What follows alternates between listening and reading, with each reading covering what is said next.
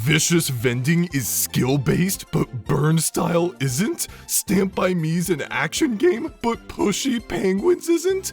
Mario Party titles 4 through 7 categorize each minigame according to whether or not they're easy, action-oriented, skill-based, or weird. This was done so that players could customize their party experience by playing only one type of minigame. Beautiful idea and concept, but I have absolutely no clue what they were on when it came time for labeling, cause this is atrocious.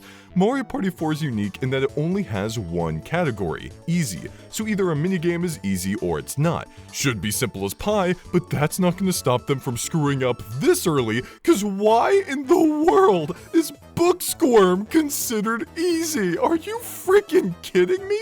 Do you have any idea how crazy this game can get when played with someone who's actually competent? The pages speed up to such a degree that you need to have borderline future vision to make it to open holes. This minigame is so anti-easy that there is an in-game mode titled Challenge Booksquirm. You cannot make this up.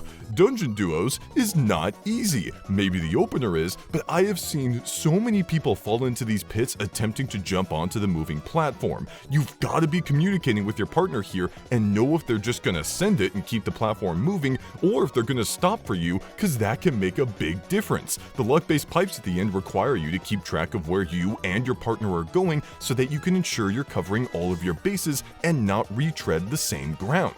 All that, complete with a rhythmic mashing test at the end, absolutely does not make this an easy minigame. What is an easy minigame though is fish and drips, which they think is not easy.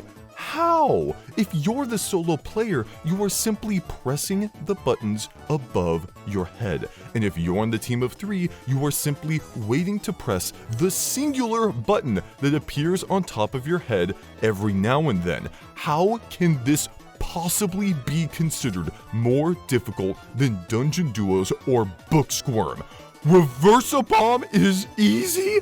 Do you know how stressful this minigame is? No, I don't care if the controls are what it's saying are easy. Having to keep track of your partner, both of your opponents, and all of these bombs makes this a heart-pounding minigame. Sure, my advice is to just move up and down while spamming A, which makes playing this minigame easy, but I don't think the developers intended people like me to play it that way or tell other people to play it that way, so what's the deal here?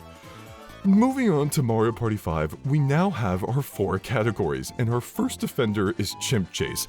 Look, I don't know about you, but chasing a bunch of monkeys around and trying to throw them back to their screaming parents is a bit of a weird situation to me. You know what doesn't come off as weird though? Simply jumping around and hitting blocks for coins. But they sure seem to think it is. Flower Shower, Fish Upon a Star, and Frozen Frenzy are all listed as easy, but I'm a bit torn on our Frozen pal here having that title. The other two's environments are fairly simple to traverse with a clear goal: collect flowers or survive, whereas Frozen Frenzy's environment is a bit more complex, especially with it being a little transparent, which may throw players off. Your goal is also not as straightforward, since you could go out of your way to collect all the crystals, beat up players to take theirs, camp in different areas. I wouldn't list it as skill-based necessarily, but definitely not easy. Pushy penguins though, not being labeled as action-oriented is ridiculous. You are fighting for your life as you hopelessly string your way through a massive herd of penguins, some of them giant, that have absolutely no concern for whether you live or die. What more do these penguins need to do for this to be considered an action minigame? Grab a freaking bazooka? Wait, hold on. It's easy and skill-based. Yeah, okay, and I'm ZoomZike. First off, this is not an easy minigame. There's an end to it that comes decently quick, and yet players fall off pretty quickly most of the time. I'm hesitant to even give it the skill-based label, because it doesn't feel like there's a lot you have to learn to master this one, nor is it complex enough for me. What I do consider a little complex, that's apparently pretty easy, is Rumble Fumble. If you are playing this minigame the way it was originally intended, then you'll find that feeling the difference between how the buckets rumble can be a little bit tricky, enough to the point that I take this tag off. They've done so good at labeling button mashers as easy minigames up until this point, so I haven't had to bash on any yet, but triple jump. You just had to break the cycle, didn't you?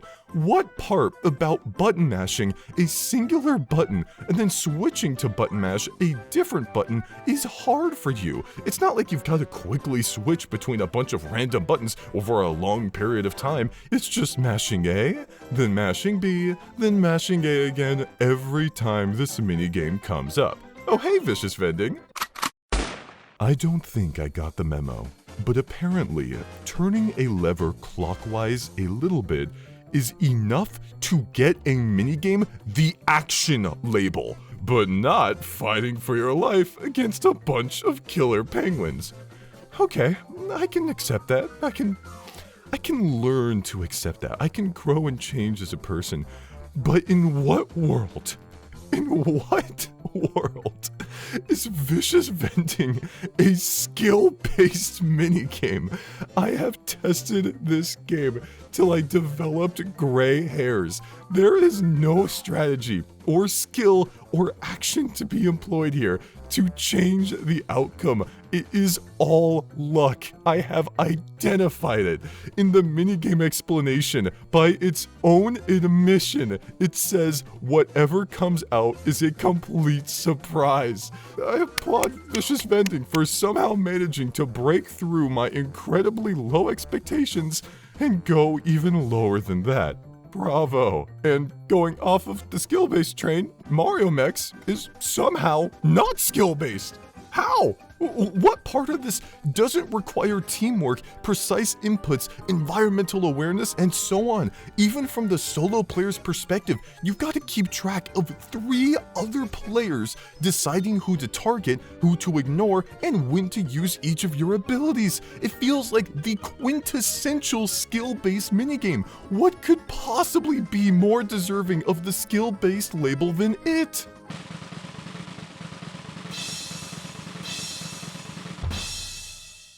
Math is hard. Ah, yes. Bus Buffer. My favorite action-filled minigame. Feel the heart-pounding excitement as you slowly swab left and right over and over again. Don't be fooled. Nothing else comes quite close to this level of thrilling, action-packed gameplay. Nothing. Mario Party 6, please give me some good news. That's Crate and Peril without the skill-based label. Can you imagine putting in blood, sweat, and tears on the team of 3 and actually being one of the 5 people in the universe to win this minigame just to find out that the developers don't consider it a skill-based minigame? No, I do not take the skill label in Mario Party 5 being changed to the hard label in this title seriously. In the original Japanese versions for these games, it's labeled as technique for both, and skill, what they had originally, was a better translation. Inversely, they actually fixed a translation problem I had by having this label set as Goofy in Mario Party 5 when the word better translates to weird as they fixed in Mario Party 6. Oh yeah, I bet you didn't expect a random Mario Party Japanese release comparison in this video, huh? What can I say? I'm full of surprises. Oh, and if you disagree with anything I said, then I'll suck you into Crate and Peril and leave you there forever. Burn Style. Oh, my beloved Burn Style, why don't you have a skill-based label? Why? Like I get it? Your controls and objective are a bit on the simpler side, but this minigame usually ends quickly. It takes a lot of skill to go at it with an opponent jump after jump. It can be a really tense minigame to play. I'm not gonna go super hard with labeling this as skill-based. It's more of a soft one, so there. Somehow, someway, Black Hole Boogie managed to convince everyone that it deserves the skill label on it, despite being functionally identical to all these other button mashers that do not have the skill label. So there must be some kind of strategy in this one to warrant it, because otherwise, I don't know why they put the label here. I'm sorry, I looked ahead and I almost threw up at what I saw. You aren't eating while watching this, are you? I'm sorry, I can't wait. We have to continue, so just try to hold it in the best you can. Okay. Are you ready? Pityfall is skill-based. Pityfall.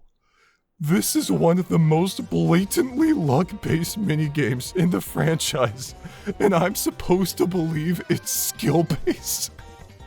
Like, did I miss something here? Anything? Do I need to set out a bounty with a reward of a smiley face to get some answers?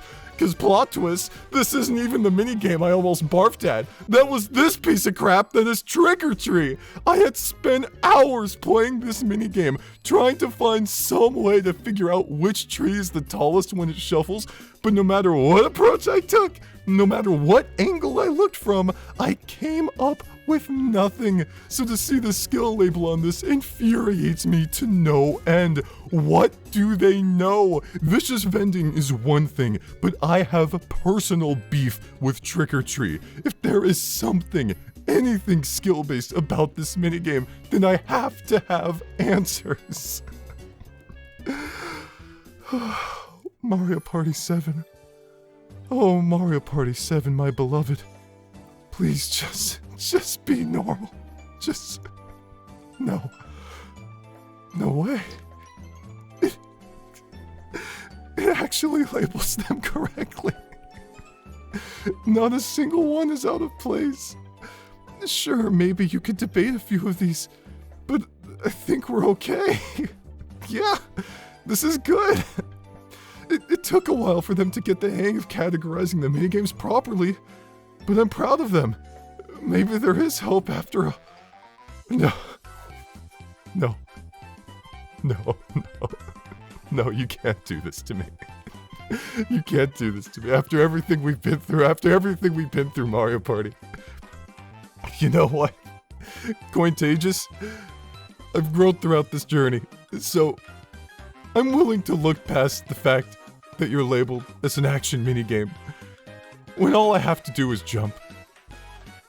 I'm willing to look past the fact that you're labeled as a weird minigame, even though, again, we're just jumping. And despite it all, I'm even able to look past the fact that you're labeled as a skill-based minigame. Skill-based minigame. Even though we're just jumping. Thank you for watching. Thank you so much to my easy, action, skill, and weird members. And I'll see you next time. Farewell.